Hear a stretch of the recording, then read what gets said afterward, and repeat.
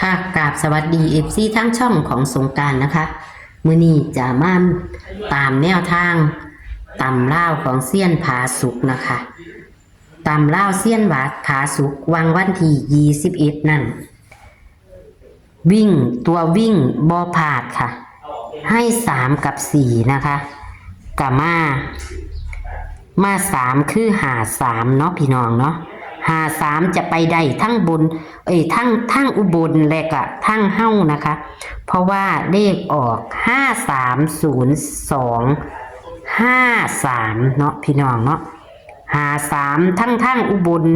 หา3ทั้งเฮ้านะคะหา3ทั้งเฮ้าเป็นเลขบนนะคะหา3ทั้งพระเจ้าเป็นเลขกลางนะคะทั้งอุบลนะคะบ่ผิดหวังค่ะ3กับ4กับมา3นะคะบ่ผิดหวังงวดนี้งวดประจำวันที่24คือวันจันทร์นี้วันจันทร์ที่24สิงหาคม69เซียนผาสุกจะให้เป็นตัวใดนะคะเฮามาไปรับชมรับฟังกันได้เลยค่ะสวัสดีค่ะสวัสดีครับแม่ครับค่ะสวัสดีค่ะวันที่24จังไหนนะเธอแอบยากแฮงนะค่ะพอดีกับว่างนี่หรอค่ะแต่ว่าของวันที่1วันศุกร์นำกาประกอบกับเขาได้เลขวิ่งแล้วเนาะเนาะค่ะจับไปกับผมจับหาไปจับใส่เจ็ดใส่หยังบ่ตัวกันก็ได้เขาได้วิ่งนั่นล่ะมันก็ดีอยู่ดอกค่ะผมเลขวิ่งเฮาบ่รูดไก่เพิ่นไปรูดเอาค่ะก็คุณแม่เราไปรูดเพิ่นอาจจะโชคอยู่ดอกเนาะค่ะเลขก็ออกงามอยู่ดอกที่จริงก็ได้เลขก็ได้ค่ะเพราะว่ามัน0253เนาะผมเป็น0สิมาคล้องตลาดอีกเขาบ่แอบเที่ยวนี่มันยังอยู่เนาะ0เนาะวังหันมันมา0เลขกองมันนี่นะ53เพราะว่าบุญอาทิตย์ที่แล้วเนาะวันจันทร์มันก็มา70เนาะมา7เนาะค่ะมาเป็นวัดแต่วันอังคารมันออก22จากหันมาก็มีแต่0มาเบิดเลยวันนี้วันพุธก็มี0วันพฤหัสก็มี900เนาะค่ะวันนี้วันศุกร์ก็มี02น้องเมืองวันจันทร์มันจะมีบ่วันจันทร์มันจะเป็นแบบใดล่ะติผมมี0นี่แล้วก็มันนี่แล้วมี0ก็ถือว่าบ่เข้ามันอาจจะหนีแล้วล่ะค่ะ0มันจะมาซ้ำกันล่ะสัปดาห์ใหม่อาจจะบ่มีก็ได้ตั้งที่ผมนำเบิ่งก็เนาะย้อนหลังขึ้นไปก็มัน0พยศแต่ได้ละวันจันทร์นี่เลยวันจันทร์มันก็ออก4970แน่เนี่ยแต่ว่าผมว่ามัน0มันจะบ่เหลือบ่ซั่นใดก็บ่แน่ล่ะอันใดก็เกิดได้คือว่าล่ะค่ะได้คือว่าเนาะคันจะย้อนขึ้นไปอีกวันที่จันทร์ค่ะแต่ว่าถ้ามันบ่มี0นี่มันจะเบิ่นก็บ่จัดนะมันบ่เบิ่นโดนล่ะเนาะมันก็สิมันก็บ่เบิ่นแต่ว่ามันก็ออกเลขมันก็เบิ่นนั่นล่ะเบิ่นอยู่นี่ล่ะ00ก็เบิ่นอยู่นะ22ก็เบิ่นอยู่นะค่ะพอวันจันทร์นี่ค่อยเบิ่นแต่ว่ามีเบิ่งว่าตามทำลายถึงเพิ่นเนาะเฮาก็เลขอันนั้นเป็นการวิเคราะห์ตามทำลายมันมาดอกว่าเฮาตามสูตรเฮานี่ล่ะค่ะเพราะมึงอันเดียวนี้ก็สิวิ่ง2ตัวคือเก่าน่ะเด้อเป็นเลขเลขนอกเนาะเอาไปโลดน้อยเนาะค่ะวิ่ง2กับ3เด้อค่ะวิ่ง2กับ3จับคู่6ชุดมีเลขวิ่ง2มี52ค่ะ62ค่ะ72มาดีเลขวิ่ง3มี53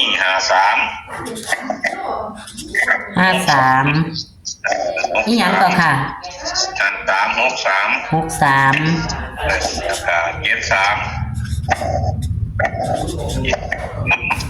ค่ะ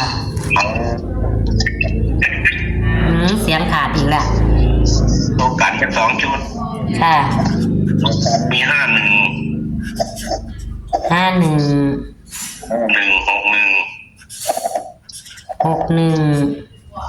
ตัวกัน2ชุดวันนี้30เนี่ยค่ะตัวนี้เอา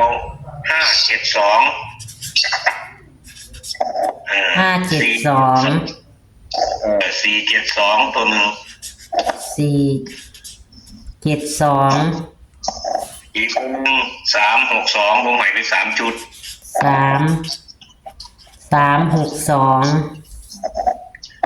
ผมมาแย่งเลขนั่นเอาเลข3ตัวนี่วงกลมตัว362กับ572แน่เด้อ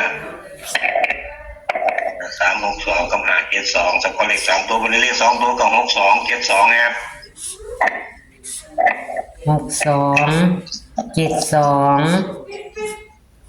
แต่ถ้า0มานี่มันสิเป็น5060นี่ล่ะใ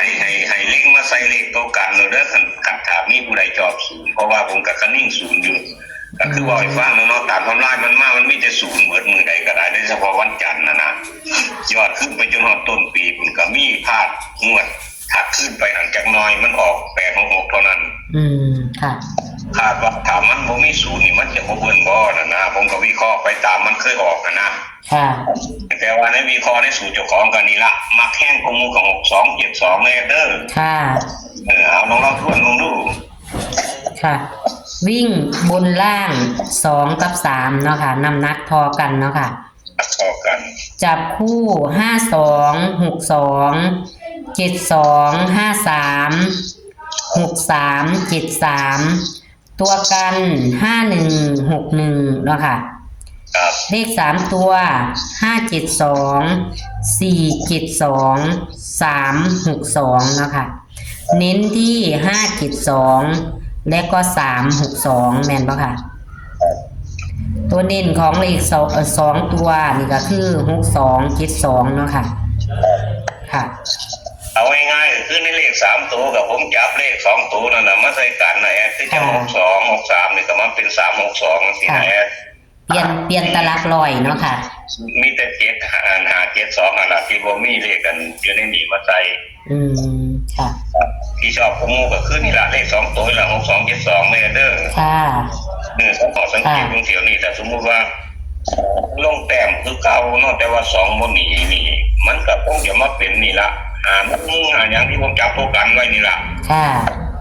ผมจับตัวกัน1ก็มาจากนี่ล่ะวิเคราะห์ตามสูตรเจ้าของนี่ล่ะว่าค่ะจังได๋ก็ขอบคุณแม่โชคดีเด้อนี่ล่ะ6272นี่ล่ะของEGน้อยเนาะค่ะขอให้มาขอให้ปังค่ะก็อยู่ขอให้โชคดีสุขทุกคนสวัสดีครับโชคดีครับค่ะสวัสดีค่ะขอบคุณค่ะ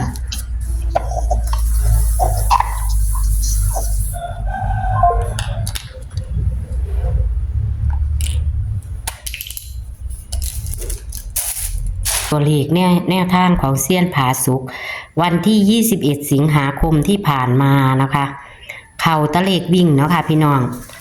วิ่ง3กับ4นะคะเท่ากัน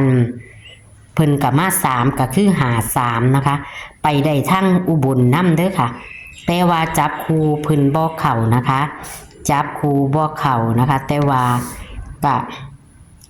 มา3ถ้าวิ่งลูดกับบ่พลาดนะคะนี่ค่ะวันที่24สิงหาคม69นะคะวิ่ง2กับ3นะคะบนล่างนะคะเพิ่นก็ให้52 62 72 53 63 73ตัวกัน51 61เลข3ตัว572 472 362เน้นๆก็คือ572แล้วก็362ส่วนเลข2ตัว6272ตัวนิ่นและเพิ่นกับมั่นใจพี่น้องมั่นใจคือ6272นะคะคือเพิ่นเว้าล่ะค่ะของเพิ่นถ้าบ่มาตรงขึ้นแต้มลงแต้มเด้อค่ะพี่น้องเลขวิ่งคือกันค่ะมักจะขึ้นแต้มลงแต้มหรือจะอยู่ในเลข3ตัวให้ตัดลิ้นเอาเด้อค่ะพี่น้องโชคหมานนะคะกับเซียนผาสุกงวดประจำวันที่24สิงหาคม69เป็นตำเล่านะคะพี่น้องตำเล่าวันที่24นี่คือวันจันทร์นะคะมื้อนี้ก็ขอให้โชคให้หมานกับเซียนผาสุกคือเก่าค่ะเลขวิ่งสายแลนบ่ผิดหวังนะคะวังหันนะคะโชคหมานค่ะ สวัสดีค่ะ